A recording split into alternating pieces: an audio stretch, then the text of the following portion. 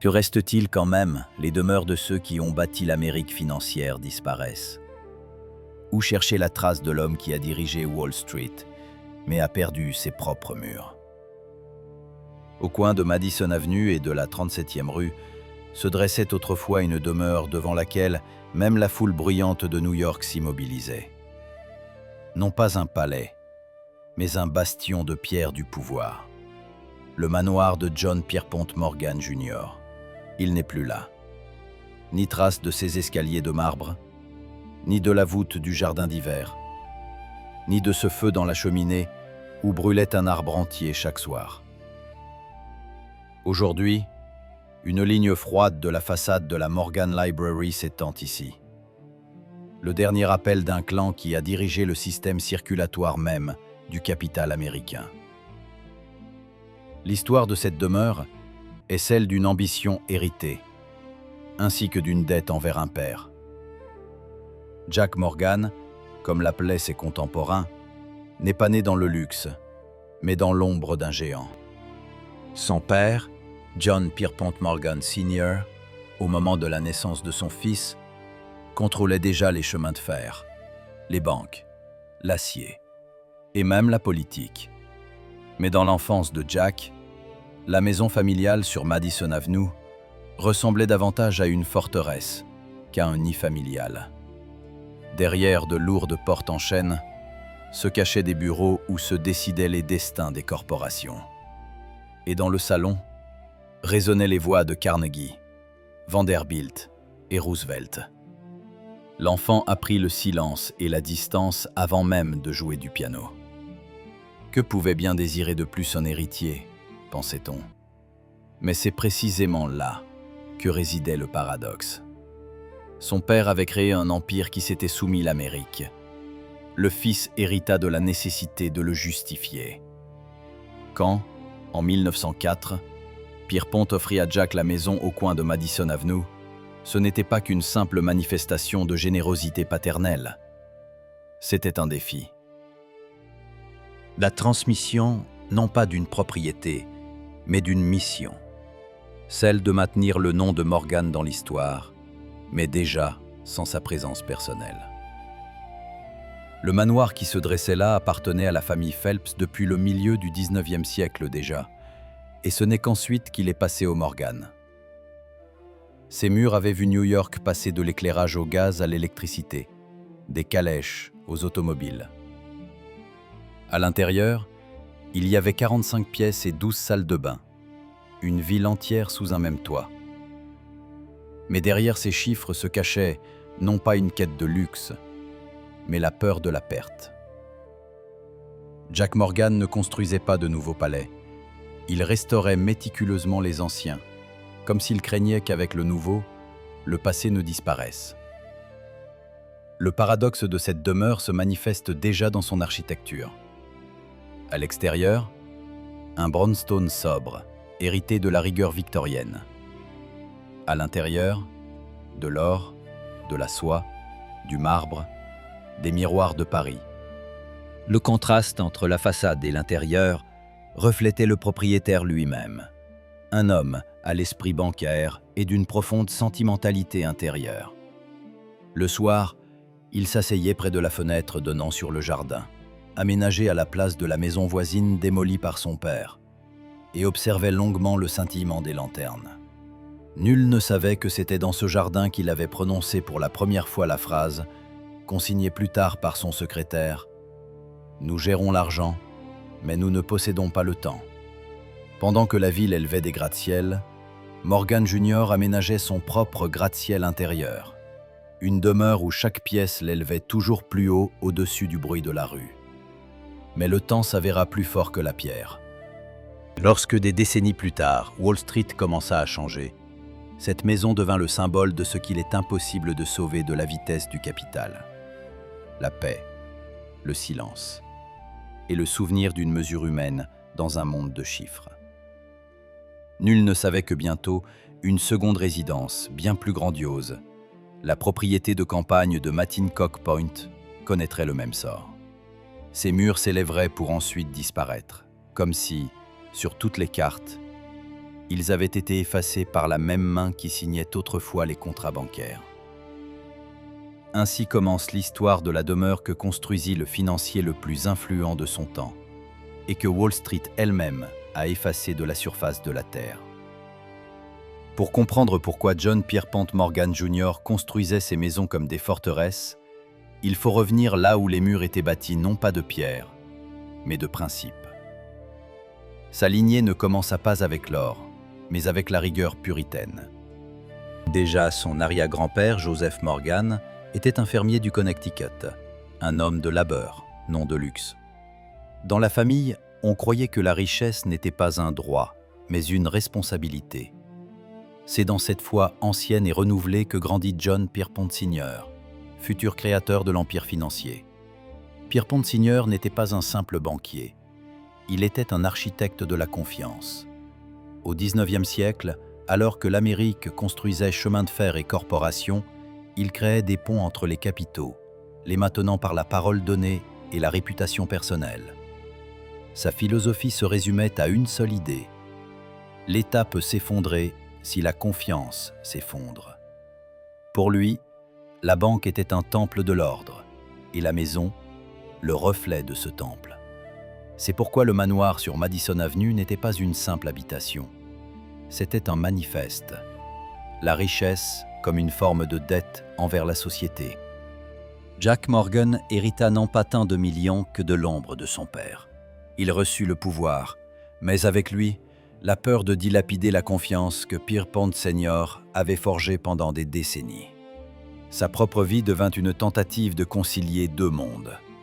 Celui de l'argent ancien, où l'honneur primait sur le profit, et le nouveau siècle des machines, de la publicité et des spéculations. Jack fit ses études à Harvard, puis suivit une formation bancaire à Londres, où il acquit une réserve britannique, une manière presque aristocratique de se tenir. Il portait des costumes gris, parlait à voix basse, évitait la publicité. Tout cela était un bouclier contre l'agitation de la nouvelle Amérique. Mais à l'intérieur de ce bouclier se cachait un homme doté d'un sens aigu des responsabilités et d'une anxiété latente. Une de ses caractéristiques le distinguait. Il ne supportait pas la richesse ostentatoire. Même ses montres étaient sans gravure. Lorsqu'il prit la direction de J.P. Morgan & Co., il fut confronté à une nouvelle ère, celle des spéculations boursières et de la perte d'éthique. Le monde exigeait des décisions rapides, et Jack croyait au pas lent et mesuré. Ce conflit interne devint son premier véritable ennemi. Il hérita d'une machine impériale, mais ne voulait pas en être le visage. Son père agissait comme un monarque, lui, comme un gérant de conscience. Paradoxalement, c'est justement cette retenue qui le rendit plus fort. Lors de la crise financière de 1907, alors que les marchés s'effondraient, Jack ne se lança pas dans les spéculations, mais ouvrit des lignes de crédit à ses concurrents, sauvant non seulement eux, mais aussi la réputation de son propre nom. Ce fut la première stratégie de son succès. Protéger les autres pour se préserver. Il agissait comme son père lui avait enseigné, par l'ordre et non par le risque. Mais l'héritage moral avait aussi un revers. Là où d'autres voyaient dans la richesse le plaisir, il y voyait une obligation. Son luxe était réfléchi, presque ascétique. Dans la maison sur Madison Avenue, il n'y avait pas de faste superflu. L'or ne faisait que souligner la structure, et non le luxe. Même le jardin, aménagé à la place de la maison démolie, n'avait pas été conçu pour la beauté, mais pour la tranquillité. Un endroit où l'on pouvait cacher le bruit de Wall Street derrière un mur de verdure. Dans ces murs se reflétait sa philosophie. Chaque pierre, une obligation. Chaque pièce, un souvenir d'un devoir. Il ne croyait pas à la démonstration du pouvoir. Il croyait à son silence. Et pourtant, plus les murs devenaient solides, plus grandissait le sentiment de vide intérieur. Jack Morgan construisait des maisons, mais semble-t-il, il tentait de se construire lui-même. dans des limites qui deviendraient un jour sa prison. C'est alors que le destin le mènera à une rencontre qui changera non seulement sa vie personnelle, mais aussi le destin architectural du clan. Dans cette rencontre fusionneront deux mondes, l'ancien puritain et le nouveau industriel. Et sur cette union s'élèvera un manoir qui deviendra le symbole le plus éclatant et le plus fragile du pouvoir de la famille Morgan. Lorsque Jack Morgan épousa Jane Norton Grew, la fille d'un magnat industriel de Buffalo, l'événement se déroula discrètement, sans gros titres de journaux ni balles. Jack fit ses études à Harvard, puis suivit une formation bancaire à Londres où il acquit une retenue britannique, une manière presque aristocratique de se tenir. Il portait des costumes gris, parlait à voix basse, évitait la publicité. Tout cela était un bouclier contre l'agitation de la Nouvelle Amérique. Mais à l'intérieur de ce bouclier se cachait un homme doté d'un sens aigu des responsabilités et d'une anxiété latente. Une de ses caractéristiques le distinguait. Il ne supportait pas la richesse ostentatoire. Même ses montres étaient sans gravure. Lorsqu'il prit la direction de JP Morgan & Co., il fut confronté à une nouvelle ère, celle des spéculations boursières et de la perte d'éthique. Le monde exigeait des décisions rapides, et Jack croyait au pas lent et mesuré. Ce conflit interne devint son premier véritable ennemi.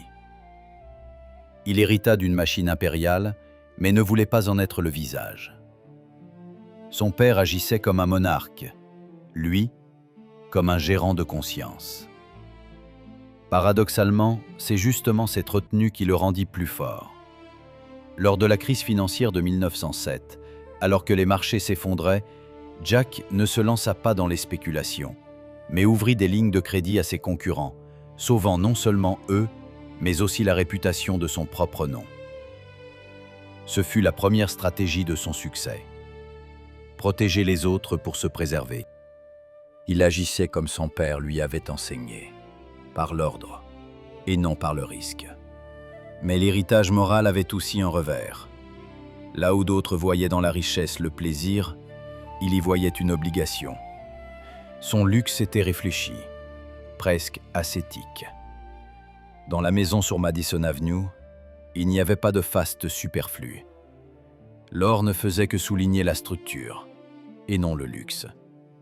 Même le jardin, aménagé à la place de la maison démolie, n'avait pas été conçu pour la beauté, mais pour la tranquillité. Un endroit où l'on pouvait cacher le bruit de Wall Street derrière un mur de verdure. Dans ces murs se reflétait sa philosophie. Chaque pierre, une obligation. Chaque pièce, un souvenir d'un devoir. Il ne croyait pas à la démonstration du pouvoir. Il croyait à son silence. Et pourtant, plus les murs devenaient solides, plus grandissait le sentiment de vide intérieur. Jack Morgan construisait des maisons, mais semble-t-il, il tentait de se construire lui-même, dans des limites qui deviendraient un jour sa prison. C'est alors que le destin le mènera à une rencontre qui changera non seulement sa vie personnelle, mais aussi le destin architectural du clan. Dans cette rencontre fusionneront deux mondes, l'ancien puritain et le nouveau industriel. Et sur cette union s'élèvera un manoir qui deviendra le symbole le plus éclatant et le plus fragile du pouvoir de la famille Morgan. Lorsque Jack Morgan épousa Jane Norton Grew, la fille d'un magnat industriel de Buffalo, l'événement se déroula discrètement, sans gros titres de journaux ni balles. Matincote Point devint l'apogée du calme, mais aussi le début d'un silence dont il n'y avait pas d'issue. Tout dans cette demeure respirait l'autosuffisance. Des cheminées massives aux balustrades, où même le vent résonnait sourdement, comme s'il n'osait pas troubler l'ordre. Jack Morgan y passait de plus en plus de temps. Il lui semblait que, loin de Wall Street, on pouvait arrêter la course du temps, empêcher l'époque de se désintégrer. Mais ce désir même se transforma en sa principale illusion. La Première Guerre mondiale brisa le rythme habituel. L'Amérique, jusque-là sûre d'elle, se trouva soudainement entraînée dans le chaos. et ce fut Jack Morgan qui finança les Alliés, accordant des crédits à l'Angleterre et à la France. Son nom redevint un symbole de puissance, mais cette fois non pas de celle qui construit, mais de celle qui fournit canons et navires. Chaque contrat rapportait des millions, et des milliers de vies qu'on ne pouvait récupérer. Les journaux l'appelaient « l'homme qui nourrit la guerre », et des manifestations avaient lieu sous ses fenêtres. Il répondait rarement en public. Une seule fois, il dit à un journaliste « Si je le pouvais, je financerais la paix ». Mais la paix n'était pas en son pouvoir. Chaque année, le manoir de Long Island devenait de plus en plus vide. Jane se passionna pour la philanthropie, organisant des hôpitaux et des refuges, tandis que Jack partait de plus en plus souvent en ville, non par désir de travailler, mais pour fuir sa propre quiétude. Après la guerre, une nouvelle tempête survint. Les années 20. New York devint une ville de vitesse, jazz, bourse, automobile. Et Morgan restait un homme du 19e siècle, pris au dépourvu par la nouvelle ère. Sa firme tenait encore le marché, mais intérieurement il perdait déjà. Non pas face à ses concurrents, mais face au temps. Il ne croyait plus que la richesse fût capable de retenir le sens. Le soir, il s'asseyait dans la bibliothèque de Matinee-Cock Point, allumait une bougie et lisait les lettres de son père, où celui-ci écrivait « La force, c'est la confiance en l'avenir ». Jack comprenait qu'il n'avait plus cette confiance. En 29, lorsque le marché s'effondra, on l'avait prévenu, il resta silencieux. Pour lui, la crise n'était pas une catastrophe, mais seulement l'achèvement de l'inévitable. « Le marché ne s'est pas effondré hier », disait-il à son assistant. Il s'effondrait tout le temps. Nous n'y faisions simplement pas attention. Il s'enferma chez lui, refusa les interviews et cessa d'apparaître aux réceptions. Pour la première fois, les murs qui auraient dû le protéger devinrent une frontière entre lui et le monde. Matinee-Cock Point se transforma en un fantôme, habitant parmi les vivants. Jane mourut avant lui, tranquillement, presque inaperçue. Après sa mort, la demeure se vida complètement.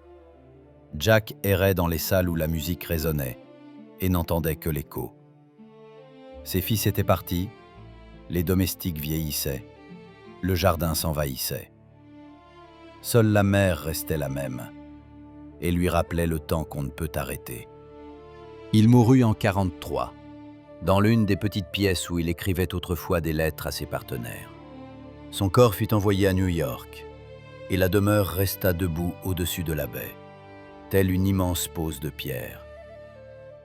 Quelques années plus tard, le bâtiment fut vendu, puis abandonné, et finalement démoli. À l'emplacement où se dressait le manoir des Morgan, il y a maintenant un champ vert, et le vent souffle toujours de l'océan. Ni plaque, ni souvenir. Comme si la demeure, qui était l'incarnation du pouvoir, n'avait jamais existé. Wall Street, que Morgan avait jadis sauvée, effaça la trace de sa vie. Et pourtant, si l'on longe la côte par un matin brumeux, il semble qu'au loin se dessine la silhouette d'une tour, et de là parvient le faible son d'horloge. Les dernières, qui tic-tac encore au rythme du 19e siècle. Quand Jack Morgan quitta la vie, la demeure se tenait encore, immense, solitaire, avec des fenêtres derrière lesquelles aucune lumière ne brillait. Mais la véritable tragédie ne commença pas avec sa mort, mais avec le fait que personne ne voulut sauver cette demeure. Ses enfants ne partageaient pas le sentiment de leur père pour ce lieu. Ils vivaient à une autre époque, celle des gratte-ciel, des téléphones, des voyages rapides. Pour eux, Matinee-Cock Point n'était pas un héritage, mais un fardeau. Dans les années 50, la taxe d'entretien du domaine devint insupportable. Des milliers d'acres de terre, des terrasses de marbre, une centrale électrique privée, tout cela exigeait des dizaines d'employés. L'un des derniers gérants se souvenait qu'à la fin de la décennie, seules 2 vieilles servantes habitaient la demeure, veillant à ce que le toit ne s'effondre pas. Dans les salles où résonnaient autrefois les orchestres, se trouvaient désormais des seaux pour recueillir l'eau de pluie. Les enfants de Morgan tentèrent de vendre le manoir, mais personne ne voulait acheter un rappel du passé. Trop cher, trop grand, trop étranger au temps nouveau. Un journal écrivit « Le luxe du 19e siècle ne peut plus exister dans l'économie du 20e ». Ainsi la demeure, créée comme un symbole d'éternité, se retrouva hors de l'histoire.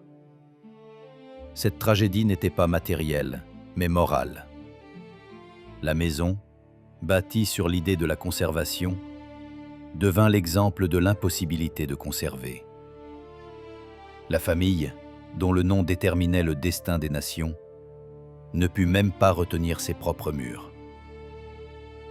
Jack Morgan aspirait à l'ordre et au contrôle, mais le monde qu'il avait bâti rejeta lui-même ses principes. Lorsqu'en 63 le manoir fut définitivement démoli, personne de la famille n'était présent. Les ouvriers démontaient les tours et les colonnes, comme les fragments d'un organisme depuis longtemps éteint. L'un des témoins oculaires, un photographe local, déclara plus tard. Quand la poussière retomba, il sembla qu'un morceau de nuage avait disparu du ciel. Cette histoire n'est pas celle de la destruction d'un bâtiment, mais celle de la perte de sens. Morgan croyait que la force était l'ordre, mais la force se révéla être la capacité de changer. Sa demeure ne put le faire. Chaque détail, chaque pierre avait été créée pour l'éternité, et c'est précisément cela qui le rendit vulnérable.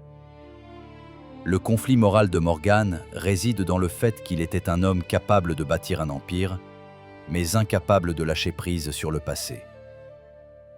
Il sauva l'économie américaine, mais ne parvint pas à sauver son propre héritage. Sa richesse se transforma en un monument à une époque où le succès se mesurait non pas par le sens, mais par l'ampleur. Et pourtant, il y a quelque chose d'humain dans cette perte. La grandeur de Morgan n'a pas disparu avec la demeure. Elle a seulement changé de forme. Son nom perdure dans les bibliothèques, les musées, les fondations, où l'argent, autrefois au service du pouvoir, sert désormais au savoir. Mais si l'on écoute plus profondément cette histoire, derrière tous les chiffres, les fondations et les noms, on entend autre chose. La nostalgie d'une maison qui aurait dû être un refuge et qui devint l'ombre d'une ambition. Une maison où les murs se souvenaient des pas, mais ne purent retenir l'âme. Et peut-être, c'est précisément là que réside sa plus véritable tragédie. Lorsque les bulldozers détruisirent les murs de Matinecock Point, l'Amérique entrait déjà dans une nouvelle ère. Dans le pays, des gratte-ciels de verre et d'acier s'élevaient, symbole de la vitesse et de la transparence des affaires, l'opposé de cette lourde assurance de pierre qu'incarnait la demeure de Morgan. Ce qui était autrefois considéré comme le summum du goût et de la puissance apparaissait désormais comme une relique. Mais avec la disparition du manoir commença une autre transformation, moins visible, celle de l'héritage interne de la famille. Jack n'avait pas laissé d'instructions directes concernant le destin de son argent, mais son éducation, son respect pour le savoir et l'art trouvèrent une continuation dans l'activité de sa fille, Anne Morgan. Elle avait vu du vivant de son père comment le luxe pouvait priver l'homme de sens, et elle décida autrement. Au lieu de construire de nouveaux palais, elle créa des organisations caritatives, aidant les réfugiés et les femmes après la guerre. Son nom est rarement mentionné aux côtés de Wall Street, mais c'est elle qui donna un nouveau sens au nom de famille. Après la destruction du manoir, une partie significative des terres passa sous la gestion du comté de Nassau, puis sous protection en tant que réserve naturelle. Là où se dressaient les terrasses de marbre, pousse maintenant une forêt sauvage, et l'air est rempli de l'odeur du sel et des pins. Ce ne fut pas une conservation au sens propre, plutôt un retour symbolique de la nature. Comme si la terre elle-même avait décidé de reprendre ses droits. La firme J.P. Morgan & Co. changea également. Après des fusions, des crises, des réorganisations, elle se transforma en un géant moderne, mais déjà sans la voix familiale. Au milieu du XXe siècle, lorsque les banques devinrent des corporations et que les décisions étaient prises par des comités, l'esprit de responsabilité personnelle disparut. Ce monde, où un seul homme pouvait sauver le système financier, sombra dans le passé. Et pourtant, il y a une certaine justice dans cette disparition. Les Morgan voulaient le contrôle. Ils obtinrent l'imprévisibilité. Ils construisirent l'éternité. Ils trouvèrent l'oubli. Mais paradoxalement, c'est précisément cela qui rendit leur histoire éternelle. Car, en fin de compte, la force de la famille ne se manifesta pas dans la conservation de la pierre, mais dans la conservation du sens, au service de la société, du savoir, de la culture. À New York, sur la 5e avenue, se dresse la bibliothèque Pierpont Morgan. Plus modeste que son manoir, mais bien plus durable. On n'y entend pas les pas des serviteurs ni le tintement des verres. Mais chaque jour, des centaines de personnes y viennent pour toucher à l'idée pour laquelle Morgan, peut-être, a vécu. Unir l'argent et le savoir, la matière et l'esprit. Ainsi, la tragédie de la demeure se transforma en métaphore pour le pays.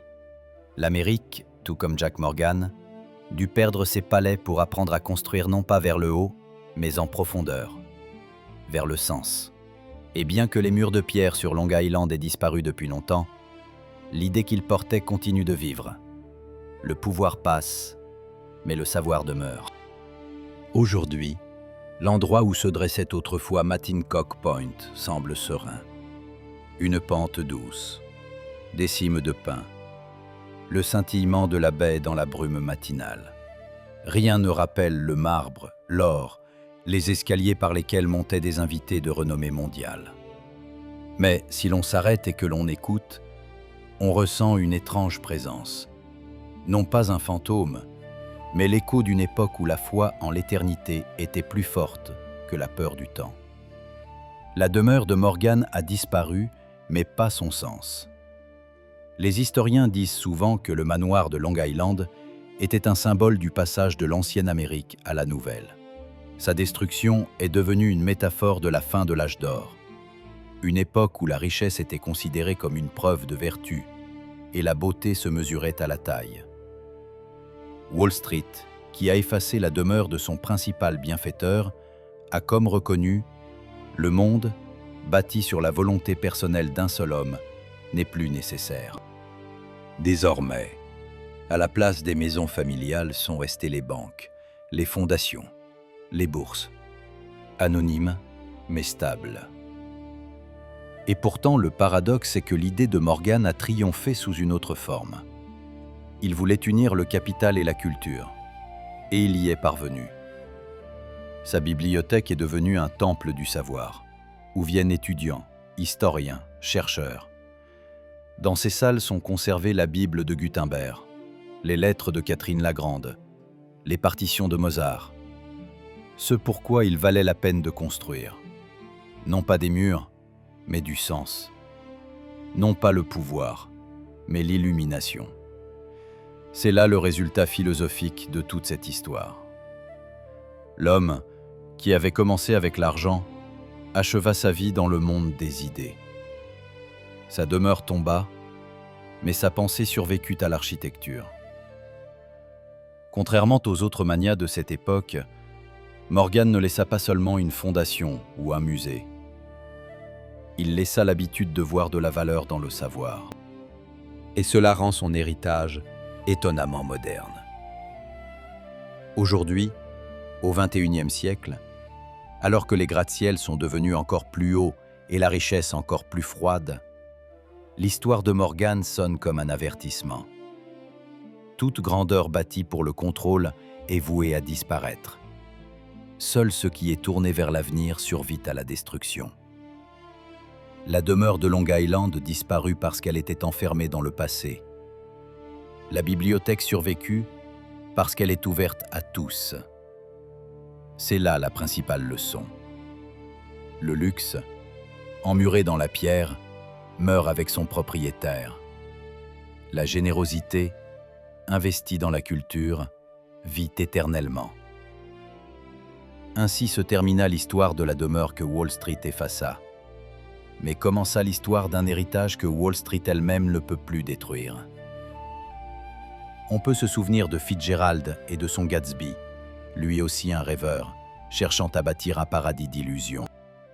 Mais si Gatsby périt dans la solitude, incompris de la société, Morgan laissa derrière lui un sens que la société finit par comprendre. Le pouvoir de l'argent ne réside pas dans la possession, mais dans la création. Et, peut-être, si un jour quelqu'un longe de nouveau la côte de Matinecock Point et entend le bruit du vent, il lui semblera que ce n'est pas seulement le son de la mer, c'est le souffle du temps qui nous rappelle: tout ce que nous construisons pour l'éternité ne vit pas dans la pierre, mais dans la mémoire.